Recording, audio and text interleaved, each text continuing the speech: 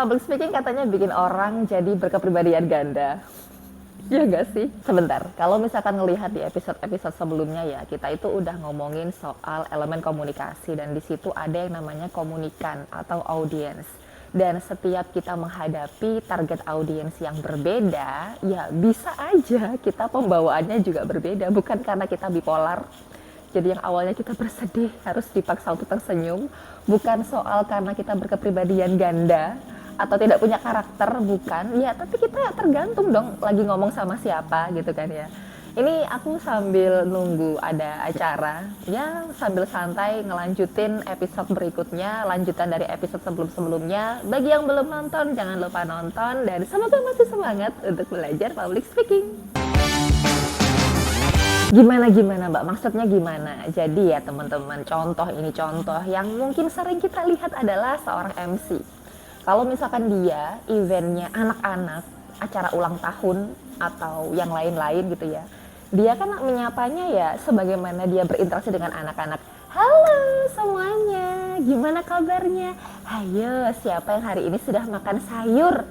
Siapa? Coba angkat tangan. Nah, gitu ya pembawaannya. Tapi kalau misalkan si MC ini, dia sedang memimpin upacara yang penuh dengan haru atau mengantarkan kegiatan-kegiatan yang di situ haru biru lah, mungkin berkaitan dengan kegiatan kemanusiaan. Misalkan dia kemudian menyampaikan seperti ini, Bapak Ibu yang kami hormati, beliau merupakan seseorang yang penuh tanda jasa kepada Republik Indonesia. Sehingga pada kesempatan kali ini, panitia akan memberikan tanda hormat kepada yang terhormat, bla bla bla bla. Dalam kesempatan ini diwakili oleh keluarga, bla bla bla. Gitu ya. Ini bukan karena dia berkepribadian ganda ya. Dia satu hari misalkan eventnya beruntun. Satu hari ada 3 event. 1 event sama anak-anak. 2 event sama milenial. Lagi jalan sehat gitu misalkan. Ketiga, dia acara yang penuh haru. Acara kemanusiaan. Mungkin pengantaran bantuan kepada korban bencana atau musibah lain gitu kan.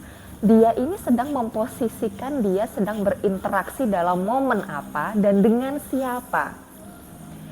Ini contoh juga. Jadi sekitar tahun berapa ya? 2021. Ya, 2021 atau 2020, aku agak lupa. Waktu itu kita ada roadshow se-Jawa Timur untuk sosialisasi program Genre dan Bangga Kencana dari BKKBN Provinsi Jawa Timur. Nah, waktu itu saya diinfo kalau segmennya itu adalah Bapak Ibu dengan latar belakang pendidikan maupun ekonomi menengah ke bawah. Nah, di situ waktu saya selesai gitu kan membawakan, saya dihampiri oleh produser saya. Beliau ngomongnya cuma gini sih, Bella kamu kok bisa kayak engage gitu ya sama audience, kamu kok bisa bonding gitu ya. Soalnya kalau yang penyiar-penyiar sebelumnya tuh kayak ada gap, kayak kaku gitu ya. Setelah tak pikir-pikir, oh iya ya, kamu kan wong Trenggalek kan. Waktu itu saya di daerah Tulung Agung, kalau nggak salah, atau Pacitan atau Banyuwangi, saya agak lupa. Terus beliau ngomong, oh iya kamu kan bisa bahasa Jawa ya, makanya tadi tuh kayak bisa langsung akrab gitu kan ya. Nah, karena saya tidak sedang membawakan live report atau reportase ke TVRI nasional gitu kan ya, ke acara-acara yang harus menuntut saya untuk pakai bahasa Indonesia. Saya memahami bahwa di situ orangnya seperti yang tadi di brief di awal, dan kebetulan saya juga punya kesamaan daerah dengan yang sedang saya hadapi. Ya udah, bukan kemudian Bapak Ibu yang kami hormati selamat datang di acara Bangga Kencana, enggak. Bapak Ibu pripun kabare? Alhamdulillah seneng remen sangat loh ya. Wah ini yang cantik-cantik, niki saking pundi niki wow. Kayak bahasa pun juga akhirnya jadi kunci kita untuk bisa bonding dan engage. Nggak cuman bahasa tubuh, nggak cuman soal intonasi atau perihal kita pakai diafragma aja.